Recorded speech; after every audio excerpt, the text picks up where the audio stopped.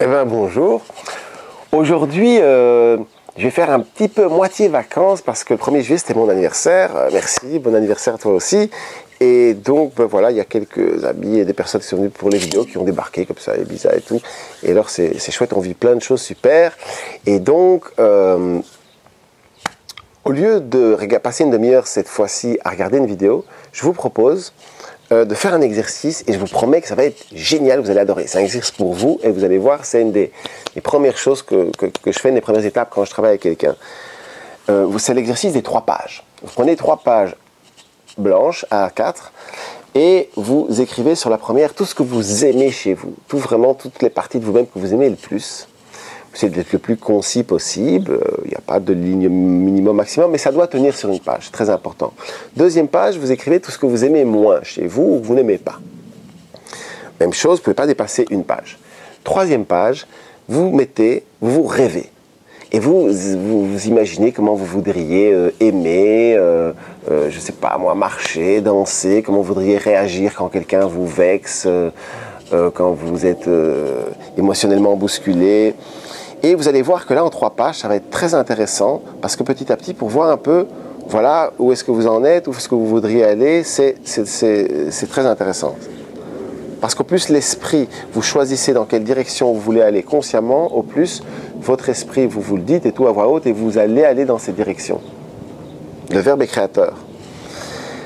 Ceci aussi est une étape importante dans le travail de guérison parce que pour vraiment comprendre ce qu'il y a à guérir chez la totalité des êtres humains, c'est en fait la scission. La plupart des humains sont divisés, si vous voulez, entre guillemets, en différentes sous-personnalités, différentes parties d'eux-mêmes. Il y a une partie qui est là, qui aime ses enfants, qui fait tout pour les aimer et leur donne plein d'amour et travaille même souvent dur pour qu'ils puissent avoir la plus belle vie possible. Et puis une autre partie qui, on va dire, est un peu sans pitié, qui est là, qui travaille pour ce système. Et en fait, si les gens n'étaient pas scindés, ils ne pourraient pas accepter de travailler pour un système qui va à l'encontre, je veux dire, des lois de la nature et du futur de leurs propres enfants. Et donc, il est important petit à petit, parce que se guérir, c'est sortir aussi de cette matrice. Et donc, pour ça, on ne peut pas vaincre ce qu'on n'a pas identifié. C'est une phrase clé. On ne peut pas vaincre ce qu'on n'a pas identifié.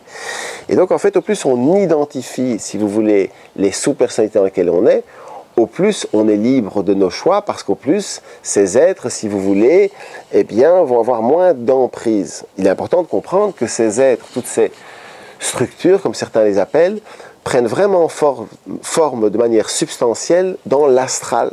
Dans l'astral, toutes ces différentes parties de vous-même existent. Et après, elles peuvent elles-mêmes vous influencer. C'est toujours ça le côté important à comprendre.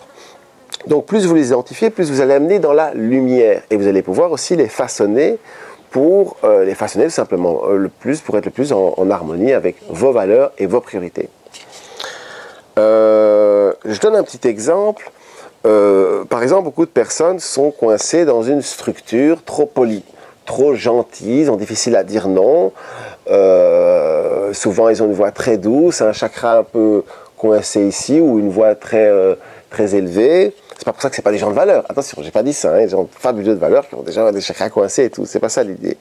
Et donc, quand on va travailler et petit à petit découvrir que cette personne est coincée dans cette structure, qui n'est pas vraiment ce qu'elle voudrait, la page 3, hein, ce dont on rêve, eh bien, quelque part, une fois qu'on va identifier ces structures, la personne, si vous voulez, elle va pouvoir, entre guillemets, gonfler, exploser ces structures. C'est vrai qu'on fait ça aussi dans des cas souvent de soins où les gens respirent énormément. Vous pouvez faire ça, vous vous couchez, vous respirez profondément. Pas trop non plus, attention au cœur fragile et tout ça. Faites pas ça si vous avez des problèmes de cœur. Et en fait, vous demandez à votre divinité de rentrer en vous et tout simplement d'exaucer, d'aller vers ce que vous voulez vraiment. Et aussi de vous montrer qu'est-ce qui vous empêche d'aller là. Parce qu'il y a souvent des raisons qui nous en empêchent.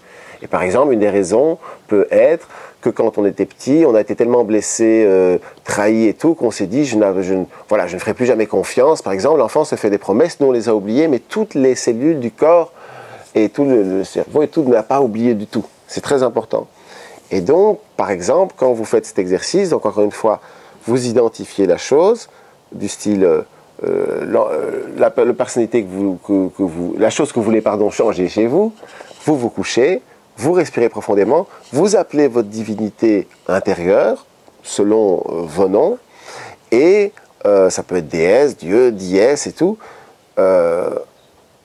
ou médecin intérieur ou quoi, et vous demandez à cet esprit, à votre propre esprit, de rentrer cette nouvelle réalité, ce nouveau programme, entre guillemets, oui, dans nos corps. Après, bien sûr, il y a nos habitudes et tout. Là, il faut faire les choses le plus lentement possible, méditer et tout, pour essayer de faire les choses consciemment et de conscientiser la plupart des mots qu'on pense, qu'on dit. Bref, je reviens à la structure tout à l'heure, et bien effectivement, si on arrive à faire tout ça, et là, alors, cette respiration, cette structure peut vraiment péter, et la personne, par exemple, va tout d'un coup hurler, sortir plein de colère et tout, ou tomber en larmes et réaliser qu'elle s'est effectivement fait écraser, qu'on a voulu toujours la coincer dans ce personnage de petite fille, et on peut dire que sa structure va voler en éclats. Et ce qui est très amusant, c'est que souvent, derrière, on va trouver une autre structure qui sera une structure presque un peu dictatoriale, justement. Ça va être la revanche de la petite fille, mais c'est important de l'accepter, bien sûr, en tant que guérisseur. C'est pour ça qu'on dit souvent, parfois c'est le guerrier qui va sortir à ce moment-là, et le premier coup, souvent, c'est pour le guérisseur. Mais c'est pas grave, ça fait partie du fun du boulot. Et donc, après, ben, on va travailler cette guerrière qui est bien sûr à son mot à dire et petit à petit lui donner, si vous voulez, sa juste place, enfin se rapprocher de sa juste place. Et donc, parce que c'est important d'avoir une guerrière en nous aussi, mais à la fois s'il est trop excessive et tout, ça va pas non plus. Donc on va casser la structure de la guerrière excessive et petit à petit, on va avancer. Alors qu'est-ce qu'on pourrait trouver en dessous? J'ai pas une idée là. En dessous de la guerrière excessive, eh ben on va trouver peut-être un être très spirituel et tout ça, mais qui est un petit peu trop ascétique. Peut-être, qui n'arrive plus, qui met l'ascétisme en avant, qui se force un peu à ou manger sain, ou à faire telle chose, rituel, habitude et tout. Et donc, ce personnage, évidemment, qui prend soin de soi et tout à sa place, et à la fois, il faut c'est important de modérer les choses et tout ça. Et puis, cette personne va pouvoir faire sauter cette structure-là, et alors, qu'est-ce qu'après on va trouver? Eh bien, notre petit enfant, Jésus intérieur, qui est en fait notre enfant intérieur. Encore une fois, c'est ça la clé des clés. Comprenez bien que le but, c'est de créer, de se réconcilier avec son Père divin intérieur, sa Mère divine intérieure. Ensemble, ils vont créer un enfant Christ intérieur. Cet enfant Christ va prendre forme vraiment et va vraiment amener justement, elle va être un être substantiel. Et en fait, dans la Bible, en fait, on parle d'un Christ éthérique. Et si vous étudiez vraiment l'histoire, eh ben, c'est pour ça qu'on disait que Marie avait eu un enfant sans jamais avoir fait l'amour. C'est justement l'Immaculée Conception, ça vient de là. Et c'est ça le but du jeu. Chacun, on peut faire naître notre enfant Christ intérieur. Voilà. Tout ça, c'est des métaphores, évidemment. Mais, et je vous invite dans ces premiers pas, et on pourra continuer de semaine en semaine en faisant ces 3 feuilles. Vous ne devez pas m'envoyer les feuilles, bien sûr, c'est pour vous. Vous allez voir, vous serez très content de l'avoir fait. Et je vous souhaite une super semaine. Et profitez à fond de cet été. Vraiment, vivez vos priorités ici, maintenant. Osez dire je t'aime quand vous le sentez. Et osez dire non quand vous le sentez aussi. Et vraiment, dites-vous que, voilà, essayez d'être le plus vrai possible avec vous-même. Et gros bisous d'amour.